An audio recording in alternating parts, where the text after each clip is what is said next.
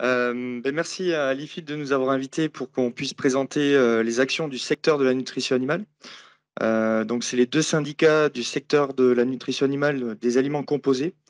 Donc, il y a le SNIA, le Syndicat national de l'industrie de la nutrition animale, qui représente les entreprises privées du secteur. Et il y a également la coopération agricole nutrition animale, qui représente les coopératives agricoles. Donc, je suis Vincent Héral, je suis en charge des dossiers RSE, impact environnemental pour le SNIA, et Héloïse Mas, qui est responsable durabilité et matières premières pour la coopération agricole nutrition animale. Et en charge de Duralim, donc la plateforme en charge de tous les sujets d'approvisionnement responsable et notamment en soja durable, que Héloïse va vous présenter juste après. Donc très rapidement, avant de vous présenter les actions concrètes pour répondre aux enjeux bas carbone du secteur de la nutrition animale et de l'élevage et notamment des filières porcines, un petit tour d'horizon du secteur de la nutrition animale qu'on représente. Donc la production sectorielle en termes d'aliments composés en France représente 20,6 millions de tonnes d'aliments composés en 2021. En termes de répartition par espèce, la filière porcine correspond à 24% des aliments composés produits par le secteur de la nutrition animale. Et après, on a une répartition avec la volaille qui représente 41% de la production d'aliments composés et la filière ruminant 30%. En termes de contexte économique, c'est près de 210 entreprises ou groupes d'entreprises qui composent ce secteur d'activité et 304 usines qui sont réparties sur tout le territoire français au plus près des élevages pour nourrir avec des aliments adaptés aux besoins des animaux dans des contextes territoriaux différents. Et donc les syndicats que j'ai présentés en introduction, le SNIA qui représente 99 entreprises dont 70 entreprises de nutrition animale, avec une répartition à 8,4 millions de tonnes d'aliments, et la coopération agricole, donc 41 groupes coopératifs et 9,2 millions de tonnes d'aliments. On va maintenant vous présenter les actions du secteur d'activité avec deux parties. La présentation de Duralim, qui est la réponse concrète et collective des engagements du secteur d'activité et des entreprises pour répondre à cet enjeu d'approvisionnement responsable en soja. Et ensuite, on va vous parler sur une deuxième partie des outils mis à disposition pour les fabricants d'aliments pour calculer ces impacts environnementaux, puisqu'il faut quand même des outils permettant de valoriser, justifier, crédibiliser la mesure de l'impact environnemental au sein de nos productions. Et je laisse la parole à Héloïse pour Duralim. Alors,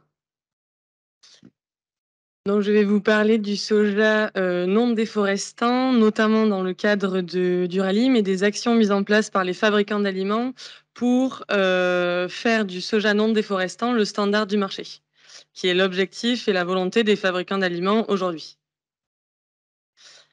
Donc très rapidement, les enjeux autour du soja. Je ne vais pas redonner les chiffres que l'IFIP a déjà donnés.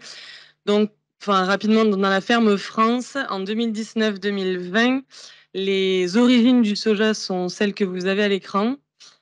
Donc, il y a 1,64 million de tonnes qui proviennent du Brésil et 0,35 million de tonnes qui proviennent d'Argentine. Donc, ce sont les deux plus gros, on importe les deux plus grosses quantités de ces deux pays-là. Et deux pays qui sont sujets à risque de déforestation. Comme vous pouvez le voir sur la carte qui est juste à côté, les zones en rouge sont les zones déforestées. Donc, vous voyez qu'au Brésil, il y a donc la forêt amazonienne et également le Cerrado, qui sont deux zones brésiliennes sujets à déforestation donc de là où provient le soja importé, notamment par la ferme France. Et vous avez également le Gran Chaco en Argentine. Donc pareil, les importations françaises proviennent de ces zones-là. Donc il y a un grand enjeu autour du soja et aujourd'hui, on ne peut pas se passer d'importation puisque pour des raisons historiques, l'Europe ne produit pas assez de soja sur son sol. Et donc, vu que nous n'avons pas de protéines de substitution comme on l'a déjà évoqué pour l'instant, les importations de soja sont appelées à continuer. Donc, l'objectif, c'est de rendre durables ces importations de soja et donc de limiter la déforestation.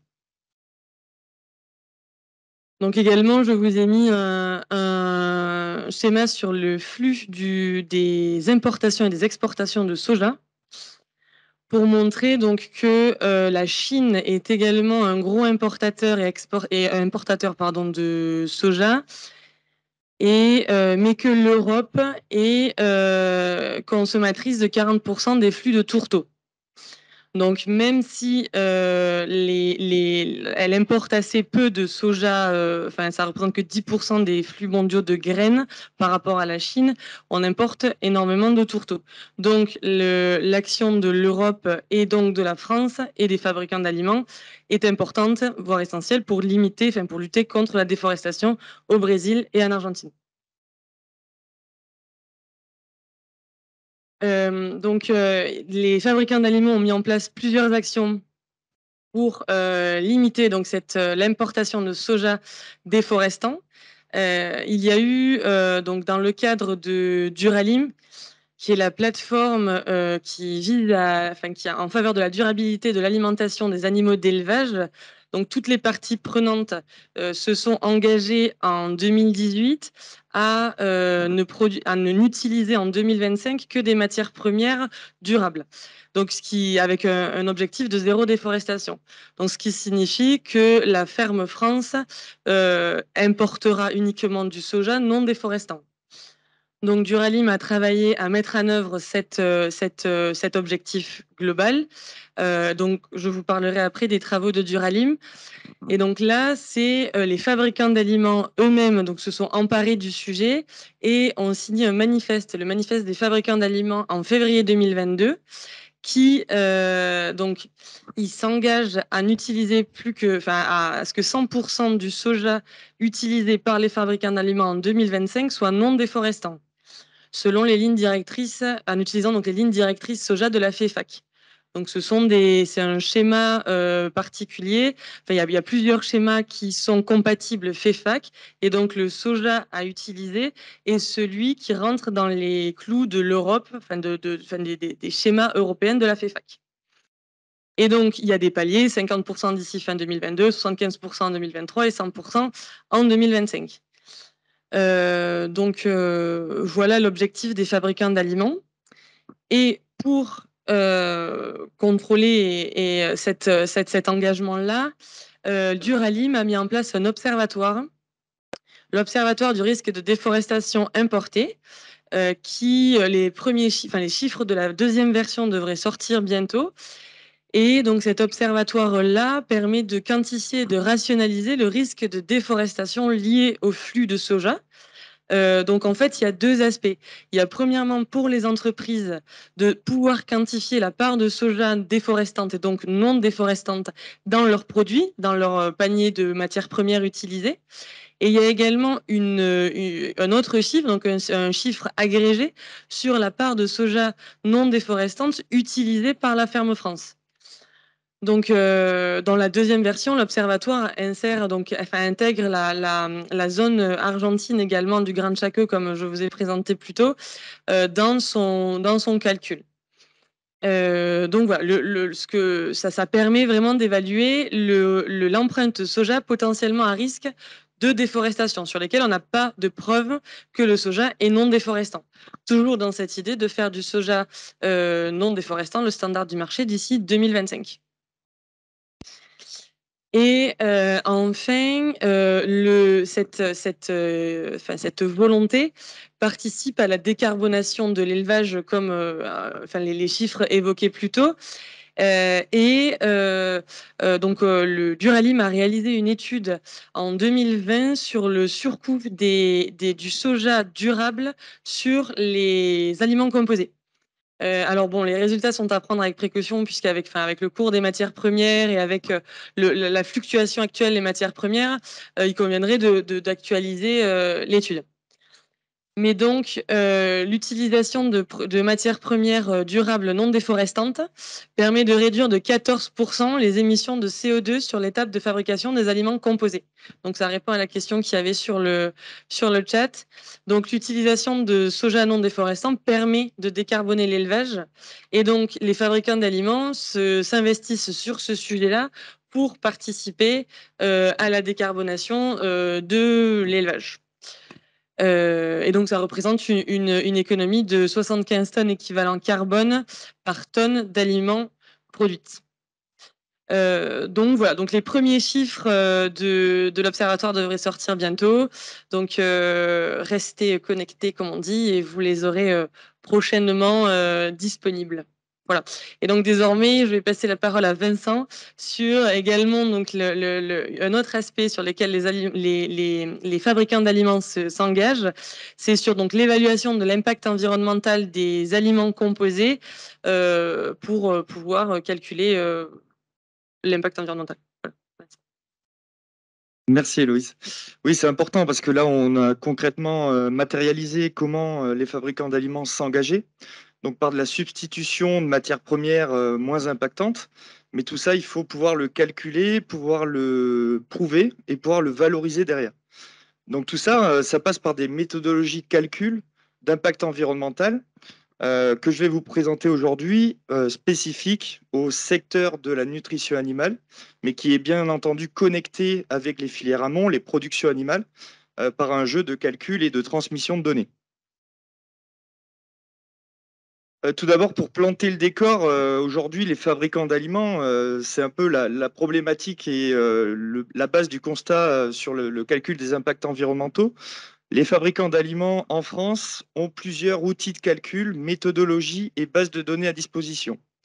Vous avez ici quelques exemples, hein. On a le contexte français, le développement d'outils français pour le calcul des impacts environnementaux et des bases de données. Donc, deux bases phares donc, qui sont Agribalise et Ecoalim, sur lesquelles il y a eu des interventions hier et aujourd'hui. Donc, je vais passer très rapidement sur le contenu technique de ces bases de données. Puis il y a également au niveau européen des développements méthodologiques et une base de données qui commence à être une référence européenne et internationale, qui est le GFLI, et qui permet de disposer de ce qu'on appelle des valeurs de référence liées aux matières premières, permettant aux fabricants d'aliments de faire des calculs d'impact environnementaux. Donc le calcul d'impact environnemental, c'est toute l'équation qui permet d'avoir la valeur finale sur l'impact environnemental de son produit, de sa formule. Mais pour faire cette équation, on fait la multiplication des impacts de toutes les matières premières, plus toute l'énergie utilisée dans son process et d'autres ICV qu'on appelle. Et bien, pour avoir tous ces ICV, il faut des bases de données. Et aujourd'hui, on a une multitude de bases de données à disposition et on n'a pas vraiment de règles d'utilisation. Donc, d'un fabricant d'aliments à l'autre, il est possible de changer et d'avoir des calculs qui sont différents. Les projets que nous souhaitons conduire au syndicat, mais également toutes les parties prenantes, hein, professionnelles, notamment les instituts techniques des filières animales, c'est vraiment de faire le tour de ces méthodologies et bases de données et de définir et de convenir une harmonisation et une utilisation homogène de toutes ces bases de données et de tous ces outils. Alors, le secteur d'activité de la nutrition animale, à travers ses syndicats, s'est engagé en 2021. Donc, l'ensemble de la profession souhaite s'inscrire comme un secteur qui soit apporteur de solutions à la transition bas carbone des filières animales. Donc, il y a deux volets qui ont été validés par les conseils d'administration des deux syndicats, mais aussi par toutes les entreprises du secteur d'activité. C'est d'agir d'abord pour améliorer tous les outils disponibles auprès des fabricants d'aliments et de toutes les parties prenantes pour le calcul de ces impacts environnementaux. Donc, procéder à une harmonisation et à une standardisation uniformisée pour le calcul des impacts environnementaux en nutrition animale. Et c'est également, bien entendu, un deuxième sujet qui nous prend pas mal de moyens et de temps et d'investissement, c'est l'accompagnement à la transition d'un soja standard vers un soja durable qui a été présenté juste avant. Donc, il y a une feuille de route sectorielle qui a été définie, donc technique, hein, je ne vais pas rentrer dans les détails, où on a pas mal de points sur lesquels nous devons instruire et coordonner nos efforts pour arriver à cette harmonisation et à cette standardisation. Et c'est également une mobilisation de tout notre environnement professionnel, aussi bien l'amont agricole que l'aval, hein, avec les instituts techniques, où on travaille de concert pour trouver des solutions communes. Et c'est bien entendu une participation, une coordination dans les labels bas carbone, notamment celui qui est en développement avec l'IFIP, pour trouver justement une voie d'adaptation au calcul des impacts environnementaux qui soit acceptée par tous et qui soit ensuite diffusée et utilisée par les fabricants d'aliments. Très rapidement, je ne vais pas rentrer dans les détails. Ceux qui sont intéressés par ce projet technique, qui veulent plus d'informations, n'hésitez pas à venir vers nous à la fin de cette session ou après par voie de communication en direct avec les syndicats. Mais pour planter le décor, hein, c'est un projet technique hein, pour arriver à cette harmonisation et standardisation des calculs des impacts environnementaux qui se fait en deux volets. Le premier volet qui a duré plus de 6 mois, qui vient de se terminer cet été, ça a été de faire l'état des lieux de tous les outils disponibles, méthodologiques et bases de données, où on a fait une comparaison des outils et des méthodes afin d'évaluer donc les choix méthodaux collectifs à prendre pour cette standardisation des calculs des impacts environnementaux. Et aujourd'hui, on attaque donc cette deuxième phase qui permet donc de développer ce guide de lecture méthodo à destination des fabricants d'aliments, connecté avec les outils des différentes parties prenantes pour ce calcul des impacts environnementaux des aliments composés. On a travaillé donc avec un cabinet spécialisé en ACV qui s'appelle EVA, mais aussi on a travaillé donc avec toutes les parties prenantes, institut technique, l'administration aussi, hein, avec l'ADEME, l'INRAE, pour vraiment avoir cette assise scientifique et convenir des choix méthodaux collectifs à prendre.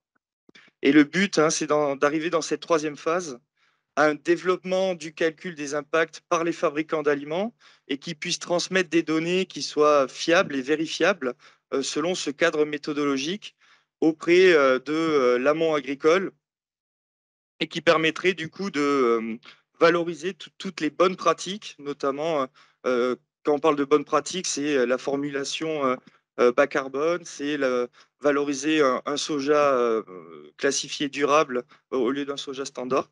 Et tout ça, ça passe par cette transmission d'infos connectée avec les autres parties prenantes. Voilà, et pour finir, donc c'est un projet qui a permis d'ouvrir un dialogue professionnel assez étendu. Et là, ce que nous allons construire, donc, c'est vraiment ce guide de lecture méthodologique qui sera basé donc sur la méthodologie européenne qui est le PEFCR FEED, méthodologie développée par la Commission européenne et par le syndicat national, donc la Fédération européenne de la nutrition animale, la FEFAC, qui permet de faire des calculs des impacts environnementaux des produits. Et le but, donc, c'est d'outiller tous les fabricants d'aliments à utiliser cette méthodologie. Et le deuxième objectif, donc, c'est de convenir des valeurs de référence pour l'utilisation des données d'impact environnemental avec des bases de données adéquates. Voilà, j'en ai maintenant fini et je serai disponible pour répondre à toutes vos questions après.